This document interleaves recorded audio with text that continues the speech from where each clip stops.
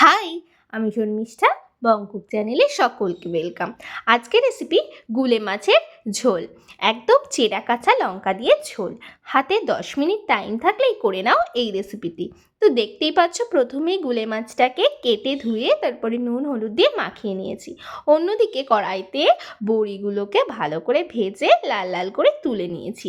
এরপর ওই একই তেলে দিয়ে দিলাম ওই মাছগুলোকে হালকা হাতে নাড়াচাড়া করে নিতে হবে। ওই 4-5 মিনিট মতন একটু নাড়াচাড়া করে নিলেই হয়ে যাবে। ব্যাস, তোমাদের এখানেই হাফ কাজ শেষ। তারপরে দিয়ে দিলাম জল বেশ কিছুটা পরিমাণ দিয়ে এরপর কিন্তু দিয়ে দেবো ওই ভেজে রাখা বড়িগুলোকে। এই মাছ রান্না করা খুবই সহজ। এই মাছ বলে না, তোমরা হাতে কম টাইম থাকলে যে কোনো মাছ এইভাবে কিন্তু রান্না করে নিতে পারো, বেশ সুন্দর লাগে। তারপর দিলাম চেরা কাঁচা লঙ্কা, বেশ কিছুটা পরিমাণ বেশি করে দিয়েছি যাতে একটু ঝাল ঝাল হয়। পরিমাণ মতো নুন হলুদ দিয়ে নিলাম।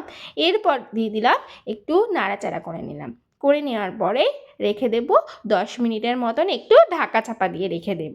10 মিনিট পরে আবার ফিরে আসছি। তো তোমরা কারা কারা এই মাছ খেয়েছো অবশ্যই জানিও। আর আমার চ্যানেলে যা নতুন, অবশ্যই লাইক কমেন্ট শেয়ার আর সাবস্ক্রাইব করতে ভুলো না কিন্তু। তো দেখতেই পাচ্ছ অনেকটা কিন্তু জল টেনে নিয়েছে আর ফুটে এসেছে। তারপর দিয়ে দিলাম কাঁচা তেল, সর্ষের তেল দিতে হবে।